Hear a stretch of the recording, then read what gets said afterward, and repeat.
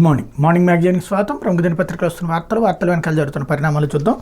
ఈనాడు చూస్తే ఊరు వాడ కొత్త పింఛన్ల కళ తొలి రోజే 95% పంపిణీ, సచివాలయాల సిబ్బందితో అందజేత పాల్గొన్న ముఖ్యమంత్రి, మంత్రులు, ప్రజాప్రతినిధులు. 18 రోజుల్లోనే ఎన్డీఏ కీలక హామీ అమలు, లబ్ధిదారుల మోముల్లో చిరునవ్వు అంటూ రాష్ట్ర వ్యాప్తంగా ఊరూరా వాడవాడల సోమవారం పింఛన్ల సంబరం హోరెత్తింది. సామాజిక భద్రత పింఛన్దారుల ఇంట పండుగ వాతావరణం వెల్లివిరిసింది. ఎన్నికలు మేనిఫెస్టోలో ఇచ్చిన హామీ మేరకు ఎన్డీఏ ప్రభుత్వం చరిత్రలో ఎన్నడూ లేని విధంగా 7,000 రూపాయలు చొప్పున పింఛను లబ్ధిదారులకు అందించింది. సామాజిక భద్రత పింఛన్ ఇంత పెద్ద మొత్తంలో అందించడం దేశ చరిత్రలో రికార్డు. గత నెల వరకు వారికి 3,000 చొప్పున అందుతుండగా కొత్త ప్రభుత్వం ఒకేసారి 1,000 రూపాయలు పెంచి 4,000 చేసింది. పైగా దాన్ని ఏప్రిల్ నెల నుంచి అమల్లోకి తెస్తున్నట్టు ప్రకటించి 3 నెలల బకాయిలు కలిపి 7,000 రూపాయలు చొప్పున అందించింది. కూటమి ప్రభుత్వం అధికారం చేపట్టిన 18 రోజుల్లోని కీలక హామీని నెరవేర్చింది. లబ్ధిదారులు మోముల్లో చిరునవ్వులు పూయించింది. వితంతువులు, ఒంటరి మహిళలు, దివ్యాంగులు, చేనేత కార్మికులు, మత్స్యకారులు తదితర వర్గాల వారి పింఛన్లు సొమ్మును చూసి మురిసిపోయారు. మంగళగిరి నియోజకవర్గం పెనుమాకలో ముఖ్యమంత్రి చంద్రబాబు స్వయంగా పింఛన్ల పంపిణీలో పాల్గొని లబ్ధిదారులకి నగదు అందించారు. ఉప ముఖ్యమంత్రి పవన్ కళ్యాణ్ పిఠాపురం నియోజకవర్గంలో పింఛన్ల పంపిణీ చేశారు. మంత్రులు, ఎమ్మెల్సీలు, ఎమ్మెల్యేలు ఎక్కడికక్కడ పాల్గొన్నారు. పలు చోట్ల వారు వినూత్న రీతిలో పంపిణీ చేశారు. తెలుగుదేశం పార్టీ నాయకులు, కార్యకర్తలు భాగస్వాములు అయ్యారు. రాత్రి 10 గంటలకల్లా 95.05% పంపిణీ చేసినట్టు అధికారిక వర్గాలు వెల్లడించే రాష్ట్ర చరిత్రలో ఇది ఒక రికార్డుగా వర్ణించిన ముఖ్యమంత్రి చంద్రబాబు ప్రభుత్వ యంత్రాంగానికి అభినందనలు తెలిపారన్నట్టు వార్తని హైలైట్ చేశారు. కాకపోతే నేను అందరి వాడిని, పేదరికం లేని సమాజమే మా లక్ష్యం, 65.31 లక్షల మందికి 4,408 కోట్ల పంపిణీ, సంక్షేమంలో ఇది తొలి అడుగు మాత్రమే. పెనుమాక ప్రజావేదికలో సీఎం చంద్రబాబు ప్రతి ఒక్క కుటుంబం గురించి ఆలోచించి అందరికీ న్యాయం చేయడానికి బాధ్యతగా తీసుకుంటానని ముఖ్యమంత్రి చంద్రబాబు చెప్పారు. తాను అందరి వాడినే తప్ప ఏ ఒక్కరి వాడిని కాదని స్పష్టం చేశారు. శాశ్వతంగా ప్రజల గుండెల్లో స్థానం సంపాదించడానికి పనిచేస్తానని ప్రకటించారు. ఇందుకోసం భగవంతుడు ఇచ్చిన శక్తిని అంతా ఉపయోగించి ఊపిరున్నంత వరకు పోరాడతానని మాటిచ్చారు. గుంటూరు జిల్లా మంగళగిరి నియోజకవర్గం పెనుమాక ఎస్టీ కాలనీలో సోమవారం ఉదయం ఎన్టీఆర్ భరోసా పింఛన్ల పంపిణీ కార్యక్రమంలో లబ్ధిదారులకు చంద్రబాబు పింఛన్ సొమ్ము అందించారన్నటువంటి వార్తని హైలైట్ చేశారు. ఇకపోతే విభజన సమస్యలు పరిష్కరించుకుందాం, 6న హైదరాబాద్లో సమావేశం ఏర్పాటు చేయండి. తెలంగాణ సీఎం రేవంత్ రెడ్డికి చంద్రబాబు లేఖ. విభజన సమస్యలపై చర్చించేందుకు ఈ నెల 6న హైదరాబాద్లో సమావేశం ఏర్పాటు చేయాలని తెలంగాణ సీఎం రేవంత్ రెడ్డికి ముఖ్యమంత్రి చంద్రబాబు సోమవారం లేఖ రాశారు. ఆంధ్రప్రదేశ్ విభజన జరిగి 10 ఏళ్ళు అవుతోంది. విభజన చట్టం అమల్లో భాగంగా ఉత్పన్నమైన సమస్యలపై పలు దఫాలుగా చర్చలు జరిగిన పరిష్కారం కాని అంశాలు ఇంకా ఉన్నాయి. వీటికి సామరస్యపూర్వక పరిష్కారం సాధించేందుకు కట్టుబడి ఉన్నాం. 2 రాష్ట్రాల సంక్షేమం, పురోగతికి దోహదపడేలా ముఖ్యమైన చిక్కులను పరిష్కరించుకోవాల్సిన అవసరం ఉందని చంద్రబాబు అభిప్రాయపడ్డారు. ఆంధ్రప్రదేశ్, తెలంగాణ రాష్ట్రాల ఉమ్మడి ప్రయోజనాలు దృష్టిలో పెట్టుకుని ముఖాముఖి చర్చల ద్వారా కీలక అంశాలను పరిష్కరించుకునేందుకు వీలుంటుంది. ఈ చర్చలు మంచి ఫలితాలు ఇస్తాయనే నమ్మకం ఉందని లేఖలో చంద్రబాబు పేర్కొన్నారన్నట్టు వార్తని హైలైట్ చేశారు. ఇకపోతే హిందువుల పేరుతో బీజేపీ, ఆర్ఎస్ఎస్ హింసను ప్రోత్సహిస్తున్నాయి. లోక్సభలో దుమారం సృష్టించిన రాహుల్ గాంధీ వ్యాఖ్య, మోడీ, అమిత్ షా తీవ్ర అభ్యంతరం. ఆయన మొత్తం హిందూ సమాజానికి కించపరిచారన్న బీజేపీ, అందరినీ అనలేదన్న ప్రతిపక్ష నేత. నీట్పై విపక్షం వాకౌట్ అంటూ హిందువులమని చెప్పుకునేవారు నిత్యం హింసను ప్రోత్సహిస్తున్నారని, విద్వేషాలను రెచ్చగొడుతున్నారని లోక్సభలో సోమవారం ప్రతిపక్ష నేత రాహుల్ గాంధీ చేసిన వ్యాఖ్యల మీద తీవ్ర దుమారం నెగింది. మొత్తం హిందూ సమాజాన్ని ఆయన అవమానించారని ప్రధాని మోడీ, కేంద్ర హోంమంత్రి అమిత్ షా సహా పలువురు బీజేపీ సభ్యులు అభ్యర్థన వ్యక్తం చేయగా, తాను అందరినీ అనలేదని, బీజేపీ, ఆర్ఎస్ఎస్ ముసుగులో హింసకు పాల్పడుతున్న వారిని ఉద్దేశించి మాత్రమే వ్యాఖ్యానించారని రాహుల్ వివరణించారు. హిందూ సమాజం అంతా హింసాత్మక ధోరణిలో ఉంటుందని రాహుల్ వ్యాఖ్యానించారని, ఇది తీవ్రంగా పరిగణించాల్సిన అంశమని ప్రధాని మోడీ స్పష్టం చేశారు. ఈ సందర్భంగా సభలో కొన్ని మతపరమైన ఫోటోలను రాహుల్ చూపించారు. దీనిపై అధికార పక్షం నుంచి తీవ్ర అభ్యంతరం వ్యక్తమైంది. సభలో ఇలాంటి మతపరమైన ఫోటోల ప్రదర్శనకు నిబంధనలు అంగీకరించవని స్పీకర్ ఓం బిర్లా వారించారు. రాష్ట్రపతి ప్రసంగానికి ధన్యవాదాలు తెలిపే తీర్మానంపై చర్చ సందర్భంగా ఈ వివాదం చోటు చేసుకుంది. హిందువులను హింసావాదులుగా రాహుల్ పేర్కొనడం ఆమోదనీయం కాదని ప్రధాని స్పష్టం చేశారన్నట్టు వార్తని హైలైట్ చేశారు. లేకపోతే నీళ్లలో ఉన్న డయాఫ్రమ్ వాల్కి ఏమీ కాదు, పోలవరం పర్యటనలో అంతర్జాతీయ నిపుణుల వ్యాఖ్య, వివిధ కోణాల్లో పరిస్థితులు అంచనా, కొన్ని అదనపు పరీక్షలకు సిఫార్సు వెంటనే ప్రారంభించిన అధికారులు. పోలవరం ప్రాజెక్టులో నిర్మించిన డయాఫ్రమ్ వాల్పై వరద నీరు ప్రవహించినంత మాత్రం ఆ కట్టడానికి ఏమీ కాదు, నీళ్లలో కొంతకాలం ఉంటే దెబ్బతింటుందని ఆలోచన సరికాదని అంతర్జాతీయ జలవనరుల నిపుణులు వ్యాఖ్యానించారు. ఒక డయాఫ్రమ్ వాల్కు మరో కొత్త కట్టడాన్ని అనుసంధానించినంత మాత్రాన రెండింటి సమన్వయం సాధ్యం కాదన్న ఆలోచనను వారు తోసిపుచ్చారు. పోలవరం ప్రాజెక్టులో కీలకమైన డయాఫ్రమ్ వాల్ను సందర్శించిన క్రమంలో జరిగిన చర్చలో వారి అభిప్రాయాలు వ్యక్తం చేశారు. పోలవరం ప్రాజెక్టు పరిస్థితిని సమీక్షించేందుకు వచ్చిన అంతర్జాతీయ నిపుణులు అనేక అంశాలు ప్రస్తావిస్తున్నారు. వాటిపై అక్కడ ఉన్న కేంద్ర జలసంఘ నిపుణులు, ఆప్రి డిజైన్ సంస్థ ప్రతినిధులు, స్థానిక ఇంజనీరింగ్ అధికారులు, ఇతర సంస్థల ప్రతినిధి ఇచ్చే సమాధానాలు వింటూ వ్యవహారం నడుపుతున్నారన్నట్టు వార్తని హైలైట్ చేశారు. లేకపోతే ఎమ్మెల్సీ అభ్యర్థులుగా సి రామచంద్రయ్య, హరిప్రసాద్, ఎమ్మెల్యే కోటాలో ఖాళీ అయిన స్థానాలకు ఎన్డీఏ అభ్యర్థులు ఖరారు అన్నటువంటి వార్తని హైలైట్ చేశారు. పవన్ కళ్యాణ్ గారికి సంబంధించినటువంటి రాజకీయ సలహాదారుగా ఉన్నటువంటి హరిప్రసాద్ ఇప్పుడు ఎమ్మెల్సీ కాబోతూ ఉన్నారు.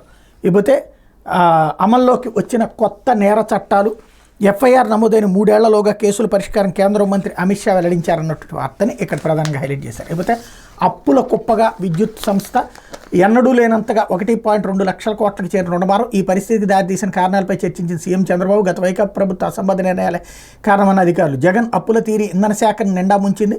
గత వైకాపా ప్రభుత్వ హయాంలో ఎన్నడూ లేనంతగా సంస్థ అప్పులను 1.2 లక్షల కోట్లకు పెంచింది.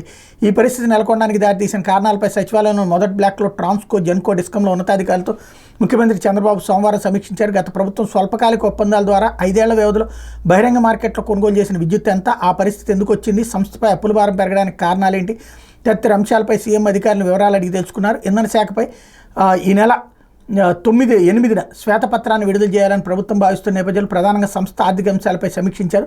ప్రజలపై 18,000 కోట్ల భారం వేసినా కూడా ఈ పరిస్థితి వచ్చిందన్నటువంటి వార్తని హైలైట్ చేశారు. ఇది గతంలో చంద్రబాబు నాయుడు విద్యుత్ సంస్థను అప్పులు పాలు చేశాడని జగన్ చెప్తే ఇప్పుడు జగన్ చేశాడన్నటువంటి చెప్పుకొస్తున్నారు. అసలు విషయం ఏంటన్నటువంటి శ్వేతపత్రం చూడాల్సింది. లేకపోతే మహిళలు, చిన్నారులపై నేర ఘటనల్లో కఠిన శిక్షలకు వీలుగా బిఎన్ఎస్ సత్వరన్యాయం ఈ చట్టం ద్వారా సాధ్యం. హైకోర్టు న్యాయమూర్తి జస్టిస్ దుర్గాప్రసాదరావు బాధితులకు సత్వరన్యాయం అందించేందుకు మహిళలు, చిన్నారులపై జరిగే నేరాల్లో కఠిన శిక్షలు విధించేందుకు వీలుగా భారతీయ న్యాయ సంహిత చట్టం ఉందని హైకోర్టు న్యాయమూర్తి జస్టిస్ యు దుర్గాప్రసాదరావు అన్నారు. నేరగాళ్లను సంస్కరించే విధంగా కొత్త చట్ట నిబంధనలు ఉన్నాయన్నారు. బిఎన్ఎస్లో సుమారు 14 నుంచి 15 కొత్త సెక్షన్లను ప్రవేశపెట్టారని తెలిపారు. ఈ నెల 1 నుంచి అమల్లోకి వచ్చిన బిఎన్ఎస్ భారతీయ నాగరిక సురక్షా సంహిత, భారతీయ సాక్ష్య అధినియం, నవజాత శిశువులు లాంటివని అభిప్రాయపడ్డారు. సమాజ అవసరాలకు అనుగుణంగా చట్టాలు మారుతుంటే న్యాయవాదులు వాటిని ఎప్పటికప్పుడు అధ్యయనం చేయాలని పేర్కొన్నారు. ఏపీ హైకోర్టు న్యాయవాదుల సంఘం ఆధ్వర్యంలో సోమవారం హైకోర్టులో నిర్వహించిన ప్రత్యేక కార్యక్రమం ముఖ్య అతిథిగా జస్టిస్ యు దుర్గాప్రసాదరావు హాజరై సోమవారం నుంచి అమల్లోకి వచ్చిన బిఎన్ఎస్ చట్టం గురించి న్యాయవాదులకు అవగాహన కల్పించారన్నటువంటి వార్తని హైలైట్ చేశారు.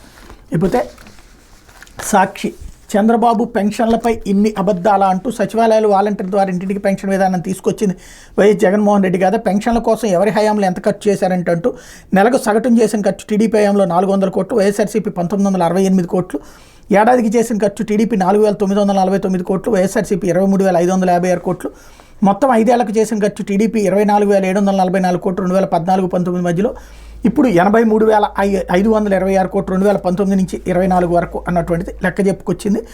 2014-19 టీడీపీ హయాంలో పెన్షన్లకు చేసిన ఖర్చుని ఏడాది వారీగా చూసుకుంటే 14-15లో 3,378, 15-16లో 5,221, 16-17లో 5,270, 17-18లో 5,436, 18-19లో 8,234 కోట్లు అన్నటువంటిది లెక్క చేసుకొచ్చారు.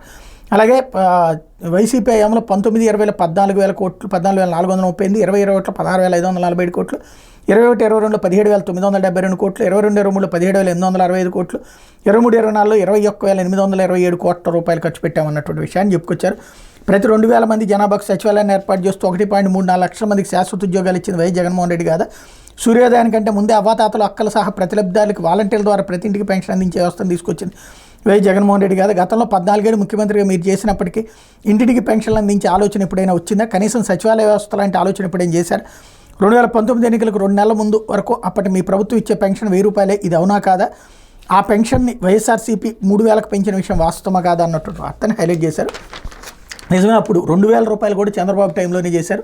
మొదట 1,000 రూపాయలు, ఆ తర్వాత 2,000 కూడా. అది ఇక్కడ జాగ్రత్తగా, అంటే మొత్తం బాబే 2,875 రూపాయలు పెంచారంటూ నిన్న యాడ్ వేశారు కాబట్టి ఈనాడు ఆంధ్రజ్యోతిలో దానికి కౌంటర్గా ఇవాళ సాక్షిలో వైఎస్ఆర్సీపీ వేసిన యాడ్ అనమాట. ఇకపోతే సాక్షి పింఛన్లపై పెత్తనం అంటూ మళ్ళీ జన్మభూమి కమిటీల రాజ్యం, 5 ఏళ్ళు వివక్ష లేకుండా అందించిన పెన్షన్లకు రాజకీయ రంగులు, పేరుకు మాత్రమే సచివాలయాల ఉద్యోగుల ద్వారా పంపిణీ, కూటమి పార్టీ నేతల కనుసన్నల్లోనే అంతా ఆధిపత్యం చాటుకునేందుకు టీడీపీ జనసేన ఆరాటం, ఏదైనా తమ ఆధ్వర్యంలో జరగాలని టీడీపీ పట్టు, తోక పార్టీ నాయకులు పంపిణీ చేయడానికి వీల్లేదని ఆదేశం, ప్రశ్నించిన జనసేన మహిళా కార్యకర్తపై విజయనగరంలో దాడి, కొన్ని చోట్ల పైచేయి కోసం టీడీపీలోని 2 వర్గాల మధ్య ఘర్షణలు, కార్లలో చెట్ల కింద రచ్చబండ, ప్రైవేట్ స్థలాలకు రప్పించడంతో లబ్ధిదారులు పడిగాపులు, పెన్షన్ మొత్తంలో పలు చోట్ల 500 రూపాయలు చొప్పున వసూలు, నంద్యాలలో పింఛన్ల పంపిణీలో పాల్గొన్న సచివాలయ సెక్రటరీ అనుమానాస్పద మృతి అంటూ 5 ఏళ్ళు ఎలాంటి వివక్షకు తావు లేకుండా టంచనగా పారదర్శకంగా అందించిన పింఛన్లపై జన్మభూమి కమిటీల రాజ్యం మళ్లీ మొదలైంది. టీడీపీ, జనసేన, బీజేపీ కూటమి ప్రభుత్వం ఏర్పాటైన తర్వాత తొలిసారిగా సోమవారం చేపట్టిన సామాజిక పింఛన్ల పంపిణీ పూర్తిగా రాజకీయ నేతలకు అనుసరణలో సాగింది.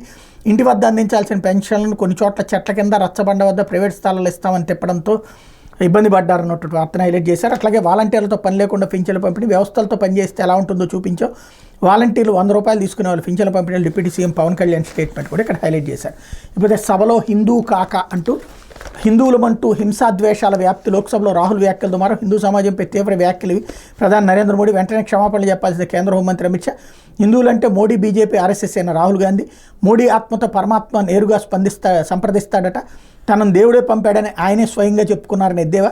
నీట్ సంపన్నుల పరీక్షగా మారిందంటూ ధ్వజం. చర్చకు నిరాకరించిన స్పీకర్, సభ నుండి విపక్షాల వాకౌట్ అన్నట్టు వార్తని హైలైట్ చేశారు. అయితే పలువురు వీసీల రాజీనామా, వర్సిటీల్లో కూటమి నేతల రాజకీయ విషక్రీడ, పదవులకు రాజీనామా చేసి వెళ్ళిపోవాలన్న హుకుం, అధికారుల ద్వారా ఒత్తిడి చేసిన ప్రభుత్వ పెద్దలు, ఇప్పటికే వీసీలుగా తప్పుకున్న కొందరు, తాజాగా వైదొలిగిన మరికొందరు అన్నటువంటి వార్తని హైలైట్ చేశారు.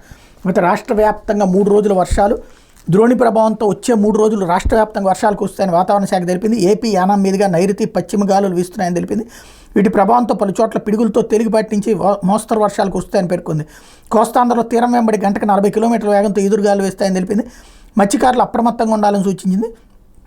మంగళవారం శ్రీకాకుళం, విశాఖ, అనకాపల్లి, పార్వతీపురం, మన్యం, అల్లూరు సీతారామరాజు, కాకినాడ, అంబేద్కర్ కోనసీమ, తూర్పుగోదావరి, పశ్చిమ గోదావరి, ఏలూరు, నెల్లూరు, అన్నమయ్య, తిరుపతి జిల్లాలో అక్కడక్కడ పిడుగులతో కూడిన తేలికపాటి నుంచి మోస్తరు వర్షాలు కురిసే అవకాశం ఉందని చెప్పింది అన్నటువంటి వార్తని హైలైట్ చేశారు. లేకపోతే నెల్లిమర్ల జూట్ మిల్ మళ్లీ మూత, జూట్ కొరత సాకుతో లాకౌట్ ప్రకటించిన యాజమాన్యం, రోడ్డును పడిన 2000 కార్మిక కుటుంబాలు, అర్ధంతర లాకౌట్లతో కార్మికుల ఇబ్బందులు. విజయనగరం జిల్లాలో నెల్లిమర్ల జూట్ మిల్ మరోసారి మూతపడింది. జూట్ కొరతను కారణంగా చూపి సోమవారం కర్మాగారం లాకౌట్ చేశారు. ఇటీవల కాలంలో తరచూ మిల్లును లాకౌట్ చేస్తుండటంతో కార్మికులు ఆందోళన చెందుతున్నారు. మిల్లులో పని లేక వేరే పనికి వెళ్ళలేక కార్మిక కుటుంబాలు యాతన పడుతున్నారు. జూట్ మిల్లో సుమారు 200 మంది రెగ్యులర్, మరో 1800 మంది కాంట్రాక్ట్ కార్మికులు పనిచేస్తున్నారు. ముడిసరుకు కొరతపేట యాజమాన్యం మిల్లును అక్రమంగా మూసివేయడంపై కార్మిక కుటుంబాలు ఆవేదన చెందుతున్నాయి. కొన్నేళ్లుగా ఈఎస్ఐ, పీఎఫ్ బకాయిలు చెల్లించడంలో యాజమాన్యం నిర్లక్ష్యం వల్ల కార్మికులకు ఎలాంటి సదుపాయాలు అందడం లేదు. 2016 నుంచి గ్రాట్యుటీ బకాయిలు కూడా అలాగే ఉన్నాయన్నటువంటి వార్తని ప్రధానంగా హైలైట్ చేసింది. ఇకపోతే కాటంనేని భాస్కర్, నిర్మల్ కుమార్పై కోర్టు ధిక్కారణ చర్యలు తీసుకోండి. ఉద్దేశపూర్వకంగా కోర్టు ఆదేశాలు ఉల్లంఘించారు, చట్ట ప్రకారం నడుచుకుంటామని కోర్టుకు చెప్పారు. తదుపరి చర్యలకు ముందు చట్టాన్ని అనుసరించాలని వారికి హైకోర్టు చెప్పింది. మా న్యాయవాది కోర్టు ఆదేశాలను వారి దృష్టికి తీసుకెళ్లారు, అయినా పట్టించుకోకుండా దౌర్జన్యపూర్తిగా కూల్చేశారు. హైకోర్టులో వైఎస్ఆర్సీపీ కోర్టు ధిక్కార పిటిషన్. చట్ట ప్రకారం నడుచుకుంటామని కోర్టుకు చెప్పేందుకు విరుద్ధంగా గుంటూరు జిల్లా తాడేపల్లిలో వైఎస్ఆర్సీపీ ప్రధాన కార్యాలయం భవనాన్ని కూల్చివేయడంపై ఆ పార్టీ హైకోర్టును ఆశ్రయించింది. పార్టీ కార్యాలయం కూల్చివేతకు బాధ్యులైన CRDA commissioner Katamneni Bhaskar, Mangalagiri, Tadepalli municipal commissioner Nirmal కుమార్పై కోర్టు ధిక్కరణ చట్టం కింద చర్యలు తీసుకోవాలని కోరుతూ పిటిషన్ దాఖలు చేసింది. వైఎస్ఆర్సీపీ తరఫున పార్టీ గుంటూరు జిల్లా అధ్యక్షుడు ఎం శేషగిరిరావు వ్యాజ్యాన్ని దాఖలు చేశారు. ఇందులో కాటంనేని భాస్కర్, నిర్మల్ కుమార్ని వ్యక్తిగత హోదాలో ప్రతివాదులుగా పేర్కొన్నారు. వైఎస్ఆర్సీపీ ప్రధాన కార్యాలయం భవనాన్ని కూల్చివేసేందుకు మున్సిపల్ కమిషనర్ జారీ చేసిన ప్రాథమిక ఉత్తర్వులను సవాల్ చేస్తూ వైఎస్ఆర్సీపీ ఇటీవల హైకోర్టులో పిటిషన్ దాఖలు చేసింది. ఈ వ్యాజ్యం విచారణ సందర్భంగా వైఎస్ఆర్సీపీ భవనం విషయంలో చట్ట ప్రకారం నడుచుకుంటామని ప్రభుత్వ న్యాయవాది కోర్టుకు హామీ ఇచ్చారు. దీన్ని పరిగణలోకి తీసుకున్న హైకోర్టు ఈ భవనం కూల్చివేత విషయంలో తదుపరి చర్యలు చేపట్టే ముందు చట్ట ప్రకారం నడుచుకోవాలని CRDA commissioner Katamneni Bhaskar, municipal commissioner Nirmal కుమార్ని ఆదేశిస్తూ ఈ నెల 21న ఉత్తర్వులు జారీ చేసింది. ఈ ఆదేశాలు వైఎస్ఆర్సీపీ తరఫున సీనియర్ న్యాయవాది పొన్నవోలు సుధాకర్ రెడ్డి లిఖితపూర్వకంగా సిఆర్డీఏ కమిషనర్, మున్సిపల్ కమిషనర్ దృష్టికి తీసుకెళ్లారు. అయినా కోర్టు ఆదేశాలను బేఖాతరు చేస్తూ ఆ మరుసటి రోజు తెల్లారి 5 గంటల సమయంలో పార్టీ ప్రధాన కార్యాలయాన్ని కూల్చేశారు. కోర్టు ఆదేశాలను ధిక్కరించి పార్టీ భవనాన్ని కూల్చివేసినందుకు కాటంనేని భాస్కర్, నిర్మల్ కుమార్లపై కోర్టు ధిక్కరణ చర్యలు తీసుకోవాలని కోరుతూ తాజాగా వైఎస్ఆర్సీపీ పిటిషన్ దాఖలు చేసింది అన్నట్టు వార్తని హైలైట్ చేశారు. అయిపోతే వైజాగ్ వారియర్స్ విజయం అంటూ ఏపీఎల్లో 3లో బెజవాడ టైగర్స్ మీద 6 వికెట్ల తేడాతో గెలిచిందన్నటువంటి వార్తని హైలైట్ చేశారు. లేకపోతే ఆంధ్రజ్యోతి నిరుపేద ఇంటికి నడిచొచ్చిన నాయకుడు అంటూ కుక్కి మంచంలో కూర్చుని యోగక్షేమాలు విచారించిన చంద్రబాబు, నాయక్కి వృద్ధాప్య పింఛన్ పంపిణీ, ఆయన భార్యకు వ్యవసాయ కూలీ పెన్షన్, కుమార్తెకు వితంతు పింఛన్ స్వయంగా అందజేసిన సీఎం, ఇల్లు కూడా మంజూరు చేస్తూ అక్కడికక్కడే పత్రాలు అందజేస్తా అన్నటువంటి వార్తని హైలైట్ చేశారు. ఆహా 1వ తారీఖు పండుగ వచ్చిందంటే అమ్మో 1వ తారీఖు కాదు, ఇది ఆహా 1వ తారీఖు అవ్వాతాతల మోములో పెంచిన పింఛన్ వెలుగులు నింపిన రోజు. సోమవారం తెల్లవారుగానే ప్రత్యక్షమైన సచివాలయ సిబ్బంది తలుపు తట్టి మరి పింఛన్ అందించారు. 3 నెలల బకాయి 3,000 రూపాయలు, ఈ నెల పింఛన్ 4,000 కలిపి మొత్తం 7,000 చేతికిచ్చారు. ఉదయం నుంచి రాత్రి దాకా నిరాటంకంగా పెన్షన్ పంపిణీ ప్రక్రియ సాగింది. ఇక ఉద్యోగ పర్వంలోనూ కొత్త అధ్యాయం మొదలైంది. 4.5 ఏళ్లుగా 10వ తేదీ దాటినా పడని జీతాలు నేడు 1వ తేదీనే బ్యాంక్ ఖాతాలో పడిపోవడం, మొబైల్ ఫోన్లో క్రెడిటెడ్ మెసేజ్లు టింగ్ మని మోగడంతో ఉద్యోగులు సంభ్రమాశ్చర్యాలు మునిగిపోయారు. రాష్ట్రంలోని అత్యధిక శాతం ఉద్యోగులకు సోమవారమే జీతాలు పడ్డాయి. రిటైర్డ్ ఉద్యోగులు పెన్షన్లు పడటం మొదలైంది. ఉపాధ్యాయులకు మిగిలిన వారికి మంగళవారం జీతాలు, పెన్షన్లను జమ కానున్నాయి. సుమారు 62 లక్షల మందికి సామాజిక పింఛన్లు, దాదాపు 10 లక్షల మంది పైగా ఉద్యోగులకు వేతనాలు వెరసి 1వ తారీఖు లక్షల కుటుంబాల్లో ఆనందాన్ని నింపింది అన్నటువంటి వార్తని హైలైట్ చేశారు. ఇకపోతే అమాత్యుడి సతీమణి అతి అంటూ తన కాన్వాయ్లో రాలేదని ఎస్ఐపై ఆగ్రహం, నడి రోడ్డుపై జనం చూస్తుండగానే ఓవర్ యాక్షన్ అంటూ మంత్రి రాంప్రసాద్ రెడ్డి భార్య అనుచిత తీరు, చెడ్డ పేరు తెస్తే ఉపేక్షించమంటూ ఉద్యోగుల పట్ల గౌరవం వ్యవహరించాలి, ఘటనపై సీఎం తీవ్ర అసంతృప్తి, మంత్రికి ఫోన్ అంటూ ఇది చాలా సంచలనాత్మకమైనటువంటి ఈ వార్తని వేసినందుకు ఆంధ్రజ్యోతిని అభినందించాలి. ఆమె మంత్రి లేదా చట్టసభ సభ్యురాలు కాదు, కనీసం ప్రజాప్రతినిధి కూడా కాదు. జరుగుతున్నది ప్రభుత్వ కార్యక్రమం. మంత్రి భారీగా ఓ ప్రైవేట్ వ్యక్తిగా ఆ కార్యక్రమంలో పాల్గొన్నారంటే ఆమె వస్తున్నారని పోలీసులు ఎలాంటి ప్రోటోకాల్ పాటించాల్సిన అవసరం లేదు. అయినా సరే తమ కాన్వాయ్లో ఎస్ఐ రాలేదంటూ అమాత్యుడి సతీమణి అతి చేశారు. నడి రోడ్డు మీద స్థానిక ప్రజలు చూస్తుండగానే ఎస్ఐపై ఆగ్రహం వ్యక్తం చేశారు. రాష్ట్ర రవాణా యోజన క్రీడా శాఖ మంత్రి మండిపల్లి రాంప్రసాద్ రెడ్డి భార్య హరిత వివరించిన తీరుపై తీవ్ర విమర్శలు వస్తున్నాయి. వైసీపీ నేతలకు వీళ్ళకి తేడా ఏంటని ప్రజలు విమర్శిస్తున్నారు. సోమవారం అన్నమయ్య జిల్లా చిన్నమండెం మండలం దేవగుడిపల్లెలో జరిగిన ఎన్టీఆర్ భరోసా పింఛన్ల పంపిణీ కార్యక్రమానికి రాంప్రసాద్ రెడ్డి భార్య హరిత హాజరయ్యారు. తమ కాన్వాయ్లో చిన్నమండెం ఎస్ఐ రమేష్ బాబు రాకపోవడంతో మండిపడ్డారు. జరిగిన సంభాషణ: భార్య, ఏం ఇప్పుడే తెల్లారిందా? ఎస్ఐ కాన్ఫరెన్స్ ఉండింది మేడం. మంత్రి భార్య: సీఐకి లేని కాన్ఫరెన్స్ నీకే ఉందా? పెళ్లికి వచ్చావా? డ్యూటీలో రావాలి, యూనిఫామ్లో రావాలని కూడా తెలియదా మీకు? SI: sorry madam. మంత్రి భార్య: దేనికి సారీ? పొరపాటు జరిగింది మేడం. మంత్రి భార్య: ఏం పొరపాటు? గవర్నమెంటే కదా జీతం ఇస్తుంది, వైసీపీ వాళ్ళు ఏమైనా ఇచ్చారా? మరి డ్యూటీ చేస్తున్నారు, ఇంకేమన్నా? మీకోసం అరగంట నుంచి వెయిట్ చేసామంటూ ఎస్ఐ మంత్రి భార్యకి ఏదో చెప్పారు. అనంతరం శాల్యూట్ చేశారు. మంత్రి భార్య: పండి అంటూ పదండి అంటూ సోమవారం ఉదయం 9 గంటలకు దేవగుడిపల్లికి మంత్రి రాంప్రసాద్ రెడ్డి భార్య హరిత వెళ్లారు. అక్కడ సీఐతో పాటు 3 సిబ్బంది విధుల్లో ఉన్నారు. ఎస్ఐ రమేష్ బాబు లేకపోవడంతో మంత్రి భార్య ఆరాధీశారు. దీంతో సీఐ ఫోన్ చేసి ఎస్ఐని అక్కడికి రప్పించారు. సాధారణ దుస్తులు వచ్చిన ఆయన సీఐ సూచనతో సమీపంలో వాహనంలో ఉన్న యూనిఫామ్ వేసుకుని వచ్చారు. ఈ సందర్భంగా మంత్రి సతీమణి ఆగ్రహం వ్యక్తం చేశారన్నటువంటి వార్తని హైలైట్ చేశారు. లేకపోతే ఇద్దరం కలిసి మాట్లాడుకుందామంటూ రేవంత్కి బాబు రాసిన లేక అట్లా 9 సార్లు పెంచిన నష్టాల ఛార్జీలు పెంచిన నష్టాల అంటూ రాష్ట్ర మిగులు విద్యుత్ నుంచి లోటులోకి ఎట్లా వెళ్ళేది, కారణం ఎవరు? కృష్ణపట్నం వీటీపీఎస్ కేంద్రంలో వాణిజ్యోత్పత్తి ఎందుకు ఆలస్యమైంది? జరిగిన నష్టం ఎంత? పడిన వారం ఎంత? వివరాలన్నీ ప్రజలకు అర్థమయ్యేలా చెప్పండి. విద్యుత్ రంగం శ్వేతపత్రంపై సమీక్షలో సీఎం 8ని విడుదల చేయాలని నిర్ణయం అన్నటువంటి వార్తని హైలైట్ చేశారు. ఇకపోతే ఈ ఒక్క నెలలోనే 4,408 కోట్లు 3 నెలల బకాయిలతో కలిపి పెన్షన్ ఇస్తున్నాం చంద్రబాబు ఇచ్చినటువంటి స్టేట్మెంట్. అట్లాగే వాలంటీర్ లేకుండానే పింఛన్లు అన్నటువంటి అంశాన్ని హైలైట్ చేశారు. బాబు అనువంతో ఇది సాధ్యం. గత ప్రభుత్వ అరాచకాలు సరిదిద్ది రాష్ట్రాన్ని ముందుకు తీసుకెళ్లగలిగేది ఆయనే అంటూ పవన్ కళ్యాణ్ స్టేట్మెంట్ కూడా ఇక్కడ హైలైట్ చేశారు. ఇది దినపత్రికలో వచ్చినటువంటి వార్తలు వెనకాల జరుగుతున్న పరిణామాలు.